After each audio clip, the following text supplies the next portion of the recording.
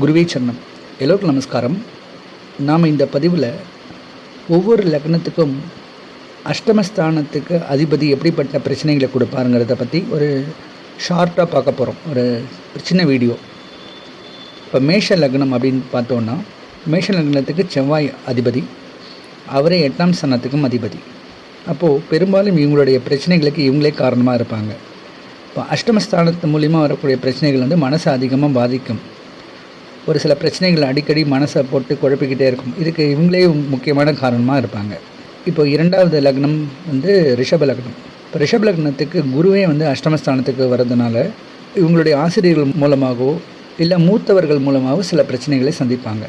So அவங்க மூலியமாக இவங்க அதிக பிரச்சனைகளும் ஸ்ட்ரெஸ்ஸுக்கும் இவங்க காரணமாக இருப்பாங்க. இப்போ வீட்டில் இருக்கக்கூடிய மூத்த சகோதரர்களால் பிரச்சனை, அதாவது ஒரு பெரியவர்களால் சில பிரச்சனைகள்லாம் இவங்க சந்திப்பாங்க.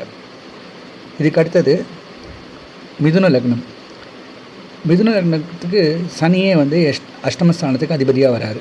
சனியை பார்த்தோன்னா 8 மற்றும் 9ஆம் இடத்துக்கு ஆதிபத்தியம் வகிக்கிறதால மிதுன லக்னம் பொறுத்த வரைக்கும் தந்தையார் வழி சொந்தங்களால் சில பிரச்சனைகள், சொத்துக்களால் சில பிரச்சனைகள், ஒரு சில பேருக்கு ஆன்மீக விஷயங்களால் கூட பிரச்சனைகள் ஏற்படும். இதுக்கு அடுத்தது கடக லக்னம்.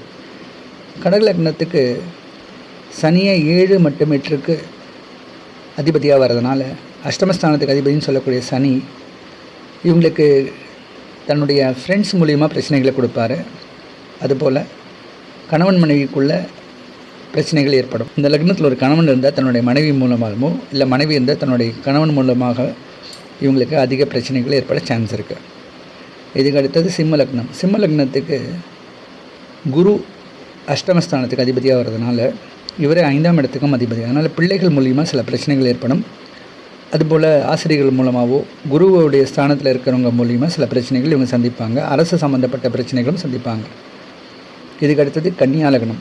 கன்னியா லக்னத்துக்கு செவ்வாயை 3 மற்றும் 8க்கு அதிபதியாக வர்றதுனால இளைய சகோதரர்களால் அதிக பிரச்சனைகள் சந்திப்பாங்க. இப்போ கசின் பிரதர்ஸாக இருக்கலாம், இல்லை ஸ்ட்ரெயிட் பிரதர்ஸாக இருக்கலாம். யாராக இருந்தாலும் அவங்க மூலிமா அதிகம் பிரச்சனைகள் சந்திப்பாங்க. பண நஷ்டம், மனக்கவலைகளும் ஏற்படும். இதுக்கடுத்தது துலா லக்னம். துலா லக்னத்துக்கு மேஷ லக்னம் போலவே சுக்கிரனே துலா லக்னத்துக்கு அதிபதி, அவரே 8ஆம் இடத்துக்கும் அதிபதி. அப்போ இவங்களுடைய சொந்த முயற்சியே இவங்களுக்கு பிரச்சனையை அதிகமாக கொடுக்கும். எப்படி மேஷ லக்னத்துக்கு செவ்வாய் அதிபதியாக வராற 8ஆம் இடத்துக்கு, ஸோ இவங்களுடைய முயற்சி இவங்களுக்கே பிரச்சனைகள் அதிகமாக கொடுக்கக்கூடிய சூழல் இருக்கும். அதிலும் குறிப்பாக பெண்களுக்கு அதிக பிரச்சனைகள் ஏற்படும். இப்போது மேஷ லக்னத்தில் ஆண்களுக்கு அதிகமாக பிரச்சனை ஏற்படுறா போல் துலா லக்னத்துக்கு பெண்களுக்கு அதிகமாக பிரச்சனைகள் ஏற்படும். விருச்சிக லக்னம் பொறுத்த வரைக்கும் புதனே 8க்கும் 11க்கும் அதிபதி. ஸோ இவங்களுக்கு மூத்தவர்களால் பிரச்சனைகள் ஏற்படும்.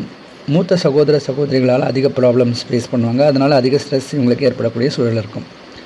அதுபோல் மாமா சொந்தம் இவங்க மூலியமாக சில பிரச்சனைகள் ஏற்பட சான்ஸ் இருக்குது. இதுக்கடுத்தது தனு லக்னம்.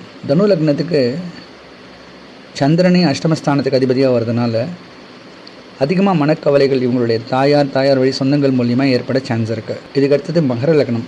மகர லக்னத்துக்கு சூரியனே அஷ்டமஸ்தானத்துக்கு அதிபதியாக வர்றதுனால தந்தையார் வழி சொந்தங்களோட பிரச்சனைகளும் சொத்துக்கள் மூலிமா சில பிரச்சனைகளும் ஏற்படும். இதனால் அதிக கவலைகள் ஏற்பட சான்ஸ் இருக்குது. அதுபோல் அரசு சம்மந்தப்பட்ட சில பிரச்சனைகளும் இவங்க அதிகம் சந்திப்பாங்க. கும்ப லக்னத்துக்கு புதனை 5க்கும் 8க்கும் அதிபதியாக வர்றதுனால பிள்ளைகளால் அதிக பிரச்சனை ஏற்படும். அதனாலேயே இவங்க மனக்கவலைகள் அதிகமாக இருக்கும், ஸ்ட்ரெஸ் அதிகமாக ஏற்படக்கூடிய சூழல் இருக்கும். அதுபோல் இவர்களும் தாய்மாமன் சொந்தம் மூலமாக சில பிரச்சனைகள் சந்திப்பாங்க. மீன லக்னத்துக்கு சுக்கிரனே 3 மற்றும் 8க்கு அதிபதி. எப்படி கன்னி லக்னத்துக்கு செவ்வாய் 3க்கும் 8க்கும் அதிபதியாக வராரோ அதுபோல் மீன லக்னத்துக்கு சுக்கிரனே 3, 8க்கு அதிபதியாக வர்றதுனால இவங்களுக்கு இளைய சகோதரிகளால் அதிகமாக பிரச்சனை ஏற்படும். இப்போ கன்னி லக்னத்துக்கு இளைய சகோதரர்களால் பிரச்சனை ஏற்படுறா போல் மீன லக்னத்துக்கு இளைய சகோதரிகள் மூலமாக அதிக பிரச்சனைகள் சந்திப்பாங்க. பெண்களால் சில பிரச்சனைகள் சந்திக்கக்கூடிய சூழல் இருக்கும். இப்படி மேஷம் தொடங்கி மீனம் வரைக்கும் ஒவ்வொரு லக்னக்காரர்களுக்கும் அந்த 8ஆம் ஆதிபத்தியத்துக்கு உண்டான பிரச்சனைகளும் அந்த கிரகத்தோடைய காரகத்துக்கு சம்பந்தப்பட்ட பிரச்சனைகளும் அதிகமாக சந்திக்கக்கூடிய வாய்ப்புகள் இருக்குது. ஆனாலும் இந்த கிரகங்கள், இந்த வீடுகளில் இருக்கக்கூடிய கிரகங்களுடைய அமைப்பு பொறுத்து ஒருத்தருடைய தனிப்பட்ட ஜாதகம் மாறுறதுக்கு சான்ஸ் இருக்குது. ஸோ இதுபோல் மற்றும் ஒரு பதிவோடு நான் மீண்டும் சந்திக்கிறேன். நன்றி, வணக்கம்.